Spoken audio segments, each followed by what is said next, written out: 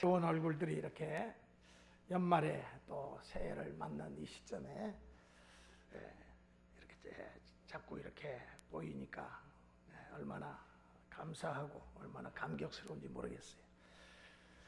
인류 역사상 하나님이 육신을 입고 세상에 오신 이 신비스러운 사건보다 더 크고 놀라운 사건은 없습니다. 그렇기 때문에 하늘에서 허다한 천군과 천사들이 나타나서 하나님을 찬송하여 이르기를 지극히 높은 곳에서는 하나님께 영광이요 땅에서는 그 기뻐하심을 입은 사람들 중에 평화로다라고 찬송했습니다. 구약시대 아람나라 군대가 쳐들어왔을 때 무려 18만 5천 명이나 되는 대군을 진멸할 때도 하나님께서 천사 한 명을 동원하셔서 저들을 물리치셨습니다. 천사 하나면 인간 나라 수십 수백만도 다 물리칠 수가 있어요. 그런데 예수님 탄생하실 때 그 베들레헴 마을 구육간 위에 그 하늘에는 수를 셀 수 없을 만큼 많은 천군 천사가, 성경은 허다한 천군과 천사가 나타났다고 그랬는데, 천군 천사가 나타나서 주의 탄생을 기뻐하고 즐거워하는 찬양을 불렀는데, 그 찬양의 가사가 지극히 높은 곳에서는 하나님께 영광이요 땅에서는 그 기뻐하심을 입은 사람들 중에 평화로다, 그런 찬양을 불렀어요. 역사의 시간을 2015년 우리가 12월 20일을 살고 있습니다. 예수님 탄생 전, 주전을 BC라고 그러죠. Before Christ, 예수님 탄생 전. 그리고 예수님이 탄생하신 이후를 AD라고 그러죠. 라틴어로 Anni Domini라고 그렇게 표현해서 이니셜 AD를 씁니다. 그러니까 이 말은 주님 탄생하신 후, 주후라는 말이에요. 인류 역사의 분기점이 된 인물이 누굽니까? 바로 예수 그리스도십니다. 인류 역사의 그 중앙에 예수님이 계셔서 예수님 탄생 전 BC와 예수님 탄생 후 애니 도민이란 말은 예수님 탄생 후라는 뜻입니다. 그러니까 인류 역사의 분기점이 되신 인물이 바로 우리 주 예수 그리스도십니다. 그런데 세상에서는 예수님을 믿는 사람들은 예수님의 이름, 지저스라고 하는 영어 이름을 귀한 이름, 존귀하신 이름, 구세주의 이름으로 지저스를 부릅니다. 그러나 예수님을 알지 못하고 사탄에 사로잡힌 자들은 욕으로서 씁니다. 그래서 영어권에서 지저스 그러면은 욕입니다. 믿지 않는 사람은 예수라는 사람을 모르니까 십자가에 달려 죽은 사람, 아이고 밥맛 없다, 재수 없다, 제기를, 이런 욕이에요. 나쁜 욕입니다. 그러니까 믿는 사람은 예수의 이름을 높이고 존귀 여기지만 믿지 않는 사람에게서는 예수의 이름은 재수 없어. 존귀한 이름이 아니야. 저주의 이름이야. 그러니까 제기를 망할 것 할 때 지저스. 얼마나 무서운 무지를 저들이 범하고 있는지 모릅니다. 하나님의 아들 구세주가 탄생하시는 과정에서 여러 가지 신비한 사건들이 있었습니다. 이상한 별이 나타났어요. 동정녀 마리아에게, 동정녀라는 말은 남자를 알지 못하는, 결혼하지 않은 수처녀를 동정녀라고 합니다. 그 마리아라고 하는 처녀에게 성령으로 잉태가 됐어요. 하나님의 성령이 그녀에게 임하심으로 창조의 역사가 그녀에게 일어난 겁니다. 하나님의 아들이 육신을 입고 이 땅에 성육신하셨어요. 이것을 한자어로는 도성인신이라, 성육신이란 말과 도성인신이란 말은 같은 말입니다. 하나님이 인간의 몸을 입고 인간의 육체를 가지고 이 땅에 오셨다. 영어로 인카네이션이라고 합니다. 이런 사건들을 믿느냐 못 믿느냐 하는 것은 대단히 중요한 일입니다. 한마디로 이러한 신비스러운 예수님의 탄생을 내가 믿지 못한다면 그 사람은 아직도 거듭나지 못했거나 구원받지 못한 사람이라고 볼 수 있습니다. 예수님의 탄생의 신비를 믿느냐 믿지 못하느냐에 의해서 그가 참된 크리스찬이냐 거짓된 크리스찬이냐가 결정된다고 볼 수가 있는 것입니다. 어떤 사람은 천사가 출현해가지고 예수님의 탄생을 기뻐했다. 무슨 만화 줄거리 같아. 이 천사의 출현 자체를 마치 동화나 만화책 보듯이 웃어넘기는 사람들이 많아요. 천사의 존재를 믿지 못하는 사람, 참 안타까운 사람들입니다. 내가 비록 신학 공부를 많이 해서 어떤 사람이 신학 박사학위를 땄다 할지라도 만약에 그 사람 마음속에 예수님의 사건을, 이 땅에 오신 성육신 사건을 신화로 알고 이것을 믿지 않고 상징적인 그러한 의미로 받아들인다면 그 사람은 거듭나지 못한 사람이고, 천사는커녕 예수님이 하나님의 아들이라는 것을 믿지 못하는 그 불신은 결국 십자가에 달려 피 흘려 우리 죄인들의 죄를 대속하신 주님의 그 구속사건 자체도 믿지 않고 부활도 믿지 않는 사람이기 때문에 그 사람은 하나님과 아무런 상관이 없는 사람이 되는 것입니다. 이 지식적으로, 이 혼적으로, 이 혼을 헬라어로 푸시케라고 합니다. 이 푸시케적으로 그 사람이 공부를 많이 해서 박사 교수가 됐다 할지라도 이 푸뉴마, 이 영적으로 예수님에 대해서 내가 참으로 내 개인의 구주로 영접하지 않고 믿고 그분의 성령 안에서의 삶을 살지 않는다면 그 사람은 영계에 대해서 깜깜한 사람이에요. 영적인 통로가 막힌 사람이, 믿음이 없기 때문에 사탄의 영으로 꽉 차가지고 결국은 하나님을 대적하고 교회를 대적하고 믿음의 그 영적 전쟁을 치르자, 영적 전쟁에서 우군이 되는 것이 아니라 적군이 돼가지고 믿음을 무너뜨리는, 영혼의 구원의 길을 막는 그런 불행한 삶을 살아가게 되는 것입니다. 우리가 성탄의 신비를 믿느냐 믿지 않느냐, 이거 대단히 중요한 일이에요. 그 믿음에 의해서 구원이 결정되고 영원한 운명이 결정되는 것입니다. 현대를 포스트 모더니즘의 시대라고 합니다. 이것은 정치, 경제, 문화, 문학, 신학, 오늘날 우리가 원튼 원치 않든 포스트 모더니즘 시대를 살고 있습니다. 현대 이 포스트 모더니즘은 동정녀 탄생이나 예수님의 구속 사건이나 부활 사건에 대해서 저들은 이 과학의 눈을 가지고 보면서 이것은 합리적이지 못하다, 이것은 사실적이지 못하다 그러면서 부인을 합니다. 그러니까 예수님의 죽음은 인류를 위한 대속의 죽음이 아니라는 거예요. 마치 대의 명분을 위해서 데모를 하다가 경찰과 대치되다가 극한 상황에 처해서 건물에서 뛰어내려 죽는 사람들이나 혹은 예전에 분신자살한 노동자들이나 그들의 죽음과 예수 그리스도의 죽음과 조금 더 다름이 없다는 거예요. 이게 현대 포스트 모더니즘의 그 사상에 빠져 있는 사람들의 주장입니다. 심지어 예수님은 부활한 것이 아니라 저 망월동의 죽음이 동작동의 무덤을 심판하는 것이 바로 부활이라고 하면서 서슴지 않고 망언을 늘어놓고 있는데, 이것은 참으로 적그리스도의 사상입니다. 사탄의 종로로 타는 자들의 사상입니다.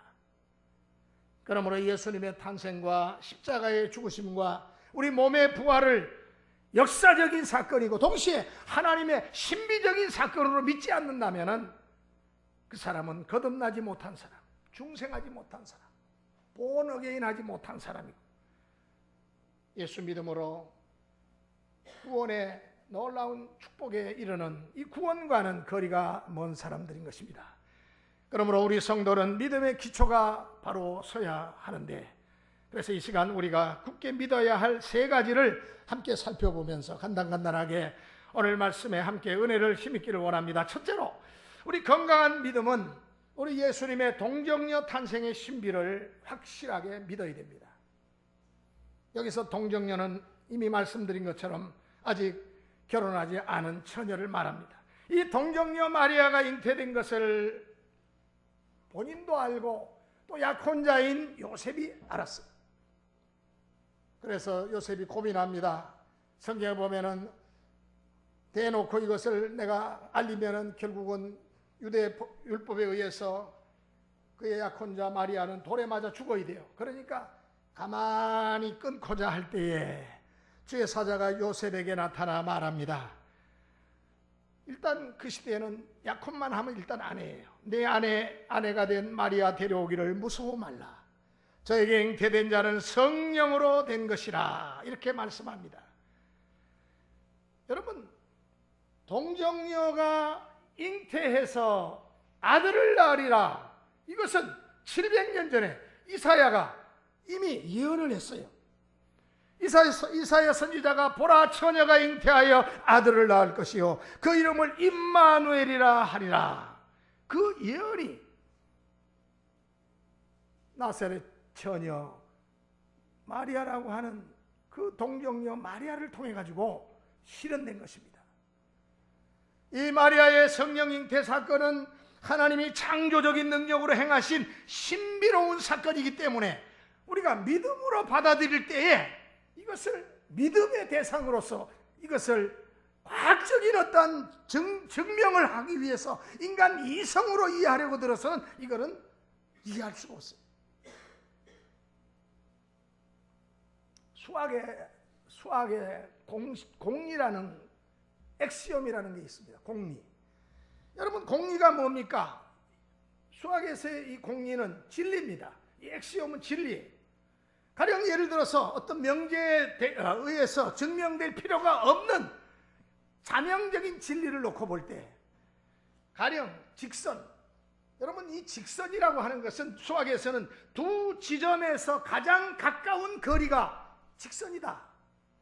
이거는 왈가불가 따따붙다 할 수 없는 자명한 진리입니다. 이것을 가리켜서 엑시옴이라, 공리라 그렇게 말합니다. 그러면은 그 공리를 가지고 이러쿵 저러쿵 말을 하면 안 돼요. 그거는 진리 그 자체입니다. 그대로 받아들여야 돼요. 증명하거나 따질 필요가 없다는 이야기입니다. 하나님의 말씀은 또 이와 같은 공리라고 볼 수 있는데 믿음으로 받아들여야지. 그것을 우리가 믿음으로 받아들이면 그 다음에 진리의 영이신 성령께서 깨닫게 해주시고 믿게 해주시는 것입니다. 내가 믿으려고 할 때 성령께서 믿게 해주시는 거예요. 로마서 1장 17절에 이렇게 말씀합니다. 믿음에서 믿음에 이르게 하나니. 믿음에서 믿음에 이르게 한다 그랬어요. 성경에 하나님의 존재를 증명하는 말씀은 한 곳도 없습니다. 하나님의 존재에 대해서 증명. 그런 철학자들이 하나님의 존재 증명에 대한 이야기는 많이 그 이후에 했지만은 성경 자체가 하나님을 증명하는 말씀은 없어요. 단지 하나님이 없다는 자는 어리석은 자다. 그런 정도입니다. 오래전에 지금은 소천하신 여의도 침례교회 그 한기현 목사님이라는 분이 대한항공 칼기를 폭파한 김연이라고 하는 처녀를 어떻게든지 예수 믿게 하려고 찾아가서 아무리 전도하려고 해도 예수님의 어떤 분이고 동정녀마에게 탄생하셨고 성육신 하셔서 우리를 구원하신 구세주다 말을 해도 믿지 않더라는 거예요. 그러다가 나중에 이 목사님이 기도하고 또 찾아가서 이런 말을 했답니다. 우리 인간이 어떻게 태어납니까? 어머니의 뱃속에 어린아이가 어떻게 생명이 생겨납니까? 그 어머니의 뱃속에서 눈, 코, 귀, 입이 형성되고 그 심장, 폐, 내장, 오장, 육부가 어떻게 만들어지는지 인간의 말로 설명할 수 있을까요? 그렇게 이야기를 했답니다. 하나님의 신비에 대해서 이어서 설명을 했더니 이 대한항공 폭파범인 이 김연이라고 하는 처녀가 그러한 말에 놀라면서 서서히 수긍을 하더라는 거예요. 그리고 나중에 예수를 믿겠다고 교회를 다니게 됐다는 거예요. 나중에 저도 이제 그 김현이 그 사람을 데려다가 그 전에 제가 서울에 있을 때 간증을 부탁해서 간증을 했는데 간증이 뜨거워요. 자기 같은 죄인을 하나님께서 구원해 주셨다는 그 간증에 눈물을 흘리면서 간증을 하는 것을 보고 야, 하나님께서 확실히 김정일이의 도구로 그저 시키는 대로 그것이 악인 줄 모르고 행했는데 이제 예수 믿고 나니까 자기가 행한 죄악이 얼마나 크고 얼마나 많은 사람에게 눈물과 피눈물과 상처를 준 것인 줄 알고 자기 같은 죄인도 예수님이 용서해 주시고 사랑해 주신다는 그 사실 앞에 눈물로 간증하는 그 모습을 저도 보면서 은혜를 받은 적이 있습니다. 이 모두가 하나님의 신비입니다. 우리 사람을 변화시키고 우리를 거듭나게 해서 우리를 하나님의 자녀로 삼아주시는 것, 이게 다 하나님의 신비예요. 성경에 우리 주님이 가나 혼인잔치에서 첫 번째 기적을 일으키신 내용 여러분 잘 아시죠? 예수님이 물로 금방 포도주를 만들었습니다. 그래가지고 많은 사람들이 늦게까지 그 포도주가 남아있다는 사실에 대해서, 그것도 맛이 처음 것보다 더 좋았다는 사실에 대해서 저들이 칭찬을 하고 그들이 아주 감격해하는 그 모습. 여러분, 예수님이 물로 금방 포도주를 만들었다는 것을 믿지 못한다면 포도나무가 물을 빨아올려서 꽃피고 열매 맺으면서 결국 포도주가 된 것도, 그것도 사실 믿지 못해야지 옳은 거 아니겠습니까? 이것도 하나님의 창조의 신비로 이루어진 것이고 단지 그 기간과 과정을 단축하신 것뿐입니다. 이처럼 하나님의 창조의 신비는 신묘막측하시고 오묘합니다. 왜 하나님이신 예수님이 동정녀 마리아에게 성령으로 잉태되어서 이 땅에 오셔야만 했습니까? 다윗이 말한 대로 모든 인간은 죄악 중에 출생하기 때문에, 죄인이기 때문에, 모든 사람이 죄를 범하였으며 하나님의 영광에 이르지 못하기 때문에 하나님의 아들이 내려오셔야지 인간을 구원하실 수가 있습니다. 넓게 넓은 목장에 목장 주인이 큰 트랙터를 몰고 그동안 묵혀놓았던 땅을 기경하기 위해서 그 트랙터로 이제 땅을 막 파헤치면서 이서부터 옵니다. 근데 그 집 아들이 멀리서 아빠가 이제 트랙터로 땅을 막 기경하면서 뒤집는 작업을 하고 오는데 아들이 이렇게, 작은 어린 아들이 이렇게 보니까 개미집이, 거기 엄청난 개미 소굴이 있는 거예요. 틀림없이 아빠가 트랙터를 몰고 오면은 머지않아서 이 개미집을 완전히 뒤집어 엎어버리면은 개미들이 몰사할 것은 자명한 일입니다. 불보듯이 뻔한 일. 그래서 이 어린 아들이 불쌍해서 그 개미들에게 트랙터 소리가 요란하니까 아빠한테 아무리 외쳐봐야 안 되죠.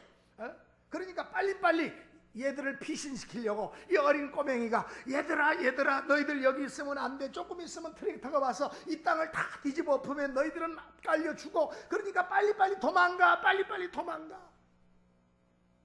그러나 인간의 말을 이 개미들이 알아들을 수도 없고 또 그 외치는 소리에 놀라서 숨지 아무도 도망가지 않습니다. 이런 상황이라면 유일하게 그들을 살릴 수 있는 길이 있어요. 아직까지 거리가 머니까 물론 아이가 달려가가지고 아빠한테 달려가서 아빠 저 개미집이 있는데 땅을 뒤집어 엎으면 개미들 다 죽어요. 그렇게 말할 수 있는 그런 상황도 아니에요. 그러니까 이 아이가 개미가 되는 방법밖에 없어요. 개미가 되어가지고 그들에게 구원을 외치는 겁니다. 이제 조금 있으면 땅이 개벽합니다. 땅이 개벽하면 다 깔려 죽습니다. 그러니까 도망가시오. 빨리 피해야 됩니다. 유일한 방법이, 하나님의 천국 보좌를 버리시고 이 땅에 오신 이유는 우리를 살리기 위해서 오셨어요. 인간이 결혼 관계를 통해 가지고 이 땅에 태어나면은 누구나 다 첫째 아담의 후손이 됩니다.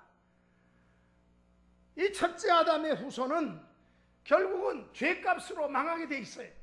하나님의 진노의 대상이기 때문에.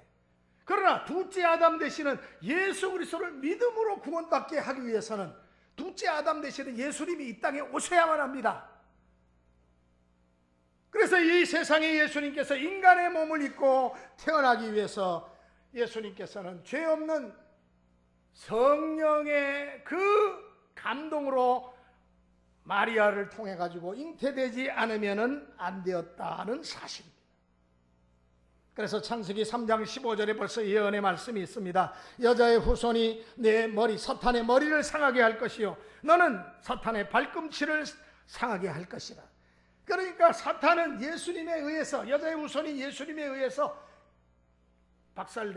도말될 것을 머지않아서 철장 권세를 가지신 예수께서 이 사탄의 세력을 결박해 가지고 저 지옥에 던질 것을 말씀하고 있고, 그리고 사탄은 예수님의 그 발꿈치를, 십자가를 통해서 발꿈치를 물게 될 것이다. 이걸 원시복음이라고 합니다. 창세기 3장 15절.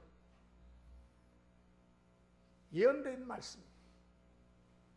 죄의 값은 사망이기 때문에 우리 죄를 씻고 대속하려면 피 흘림이 없이는 안 돼요.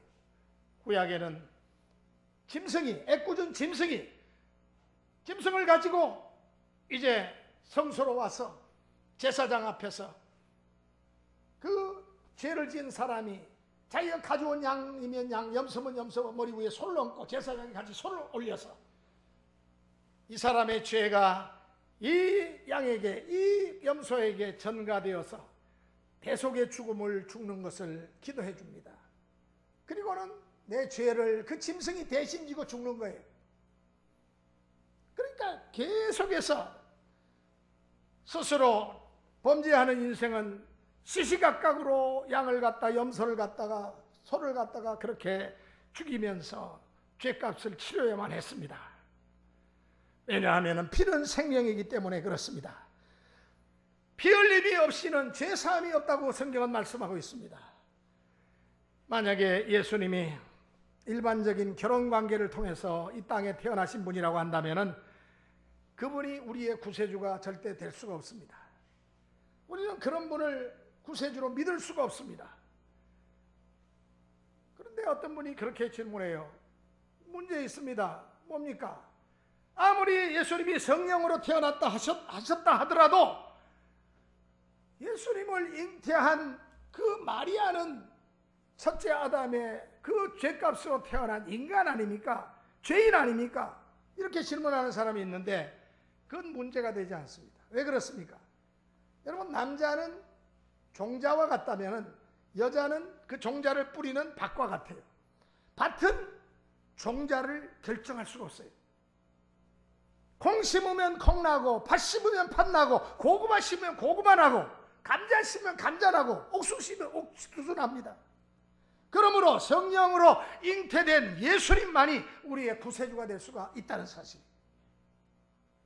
몇 해 전에 과학적 조사에 의하면 잉태한 엄마의 피는 한 방울도 태아에게 들어가지 않는다는 그러한 보고가 발표된 적이 있었습니다. 그렇기 때문에 성령으로 잉태된 사람은 하나님의 성령의 능력을 힘입고 생명을 가진 사람은 유일한 사람, 바로 예수 그리스도 한 분밖에 계시지 않는다는 말씀입니다. 두 번째로, 건강한 믿음은 성육신의 신비도 굳게 믿는 믿음을 가진 사람입니다. 성육신, 인간의 몸을 입고 하나님이 이 땅에 오신 사건, 지상 최대의 사건, 최대의 신비입니다. 도성인신 사건, 인카네이션 사건입니다. 마리아의 성령 잉태를 믿으면 이 신비의 사건도 믿어야 돼요. 이 성육신 사건도 믿는 겁니다. 이것을 못 믿으면 성령 잉태 사건도, 예수님의 십자가의 대속의 사건도 결국은 다 믿지 못하는 것입니다.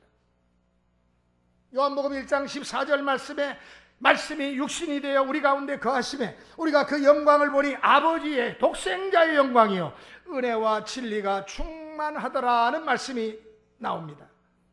요한복음 1장 1절에도 태초에 말씀이 계시니라, 이 말씀이 하나님과 함께 계셨으니 이 말씀은 곧 하나님이시니라. 말씀은 곧 하나님이시고 이 말씀이 곧 육신을 입고 세상에 오셨다는 겁니다. 왜 육신을 입고 오셨을까요?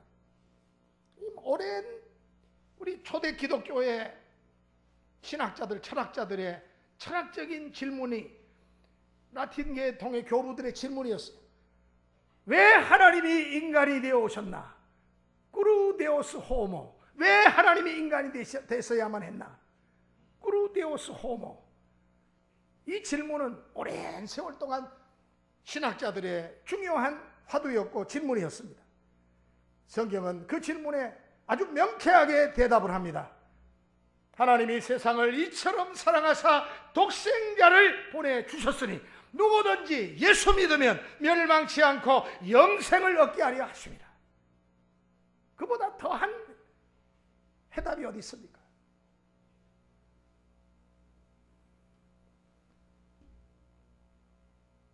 왜 육신을 입고 오셔야만 했을까? 쉽게 이해하기 위해서는 보이지 않는 하나님이 보이는 하나님으로 오시기 위해서입니다. 본래 하나님은 영이시기 때문에 인간이 하나님을 볼 수가 없어요. 보면 죽습니다. 그래서 하나님을 인간에게 보여주시기 위해서 예수님이 인간의 모습으로 인간 세상에 성육신 하신 겁니다. 빌립이 그런 말을 했어요. 예수님, 하나님을 좀 보여주세요. 그렇게 말을 하니까 예수님 뭐라고 대답하셨습니까? 나를 본 자는 아버지를 보았거늘 어찌하여 아버지를 내게 보이라 하느냐. 그러니까 성육신 하신 예수님을 본 자면 하나님 아버지도 본 거나 다름이 없어요. 왜? 성부, 성자, 성령은 삼위일체 한 분이시기 때문에 이 신비로운 연합을 이해하기가 어렵지만은 우리는 예수님을 본 제자들을 예수님께서는 하나님을 왜 나에게 보이라 하느냐. 나를 본 자는 하나님을 보았거늘 어찌하여 아버지를 보이라고 하느냐고 대답하셨습니다. 또 예수님이 육신을 입고 이 세상에 오신 또 다른 이유는 구속의 사업을 완성하시기 위해서 육신을 입지 않을 수가 없으셨어요. 하나님은 사랑의 하나님이신 동시에 공의의 하나님이시고 질서의 하나님이시고 우리의 죄의 값을 어떻게든지 지불하시기 위해서 오셨기 때문에 그 죄의 값은 사망이라고 그랬잖아요. 그래서 이 죄의 값은 사망이기 때문에 죄의 값을 피를 흘려서 지불하지 않을 수가 없으셨다는 사실입니다. 그래서 죄 없는 인간의 몸을 입고 오셔서 피를 흘려서 죄 있는 인간이 대신 죽어도 물론 귀한 죽음이라고 하지만 그러나 인류를 위한 대속의 죽음은 안 돼요. 인류를 위한 대속의 죽음은 하나님이 인간의 몸으로 오셔서 죽으셔야지 그것이 대속의 죽음이 됩니다. 그래서 죄 없는 인간의 몸을 입고 오셔서 피를 흘려서 대속의 사업을, 구원의 사업을 완성하시고 십자가상에서 마지막으로 하신 말씀, 의미심장한 말씀을 하셨어요. 구속 사업을 다 이루었다, 다 이루었다 외치셨고 그 순간 하나님과 인간 사이의 죄로 인하여 막혔던 그 죄의 담이 와르릉 꽝꽝 하면서 허물어졌던 것입니다. 그래서 우리가 인간 모두가 하나님 앞에 주님 앞에 나와서 믿음으로 주님 앞에 나가기만 하면 우리는 단번에 구원을 얻게 되는 것입니다. 예수님만이 구세주가 되시고 구원의 길이 되신다는 사실입니다. 내가 곧 길이요 진리요 생명이니 나로 말미암지 않고는 아버지께로 갈 수가 없느니라 말씀하셨어요. 예수님이 육신을 입고 이 세상에 오신 또 다른 이유는 중보자가 되시기 위해서입니다. 중보자. 하나님과 인간 사이에 죄의 담이 막혀가지고 하나님께 나아갈 수 없었기 때문에 중보자가 필요했어요. 큰 땅을 산다든가 큰 빌딩을 살 때 주인하고 사겠다는 사람이 맞붙어가지고 그냥 간단한 물건 사듯이 그렇게 살 수가 없어요. 중보자가 있어야 돼요. 꼭 중개인을 법적으로 인정받은 라이선스를 가진 중개인이 있어야 돼요. 그 사람은 증인이고 그 사람은 법적인 모든 절차를 해결해 주기 때문에 중간에 이 중개자가 꼭 필요합니다. 하나님과 인간 사이에 죄로 말미암아 막힌 담을 헐게 하는 이 중개자가 누구냐? 바로 예수 그리스도입니다. 로마서 3장에 보면은 모든 사람이 죄를 범하였으며 하나님의 영광에 이르지 못하더니 그리스도 예수 안에 있는 구속으로 말미암아 하나님의 은혜로 값없이 의롭다 하심을 얻은 자 되었느니라. 이 예수를 하나님이 그의 피로 인하여 믿음으로 말미암는 화목제물로 삼으셨으니, 믿음으로 말미암는 화목제물로 삼으셨다. 누구를? 독생자 예수 그리스도를 제물로 삼으셨다. 그러므로 육신을 입고 오셔서 우리를 살리기 위해서 대속의 제물이 되신 예수 그리스도, 그분 외에는 중보자가 있을 수가 없습니다. 구원자가 있을 수 없다는 말입니다. 그런 의미에서 성육신의 신비를 믿지 않으면 그 사람은 그리스도인이 아닙니다. 구원받은 사람이 아니라는 말씀입니다. 이제 마지막입니다. 세 번째입니다. 건강한 믿음은 임마누엘의 신비도 확실하게 믿어야 됩니다. 여러분, 예수님의 이름, 예수 그리스도라고 하는 이름 외에 또 다른 이름이 있습니다. 무슨 이름입니까? 임마누엘이라고 하는 이름입니다. 아들을 낳으리니 이름을 예수라 하라. 이는 그가 자기 백성의 죄를, 자기 백성을 저희 죄에서 구원할 자이심이라. 구세주라는 말이죠. 메시아라는 말입니다. 예수라는 이름은 메시아라는 뜻입니다. 구세주라는 말입니다. 또 오늘 본문 23절, 보라 처녀가 잉태하여 아들을 낳을 것이요 그 이름을 임마누엘이라 하리라. 그 이름을 임마누엘이라 하리라. 예수님의 또 다른 이름입니다. 임마누엘, God with us. 하나님이 우리와 함께 계신다. 하나님이 우리와 함께 계십니다. God with us. 하나님이 우리와 함께 계십니다. 하나님은 범죄하고 하나님을 멀리 떠난 인간에게 점점 가까이 오신 것을 볼 수가 있습니다. 가까이 오셨어요. 처음에는 시내산 거기에 가까이 오셨어요. 그러나 모세하고만 대화하셨어요.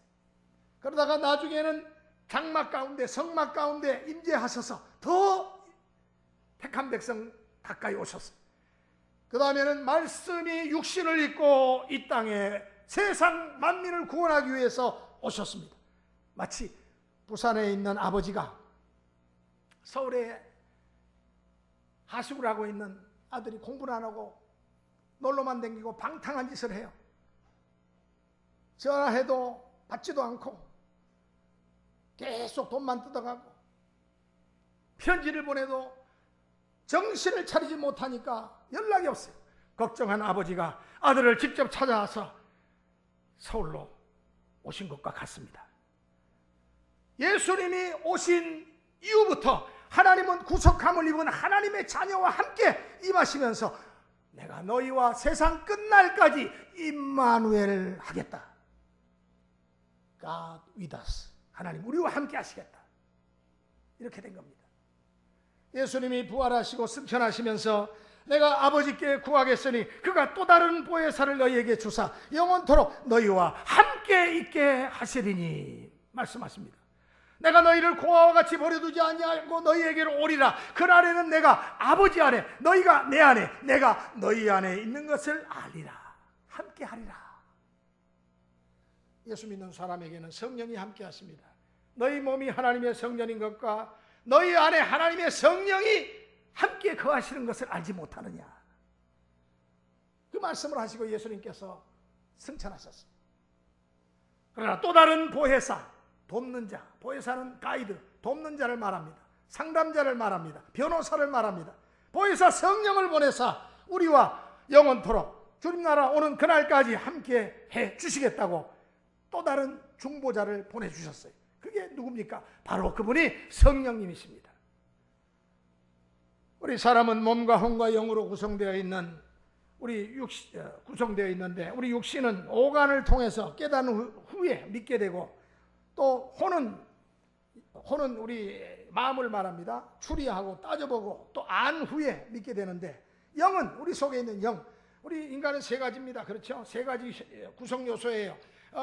이 껍데기, 육신은 바로 육이고, 그 다음에 마음은 혼이라고 합니다. 혼이고, 우리의 생명과 연관되어 있는 영이 가운데 있어요.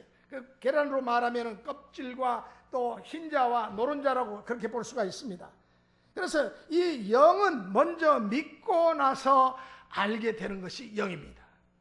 요한복음 6장 하반절에 베드로가 말합니다. 주여, 영생의 말씀이 주께 계심에 우리가 네게로 가리까 우리가 주는 하나님의 거룩하신 자인 줄을 믿고 알았사옵나이다. 알고 믿었사옵나이다가 아니라 믿고 알았사옵나이다.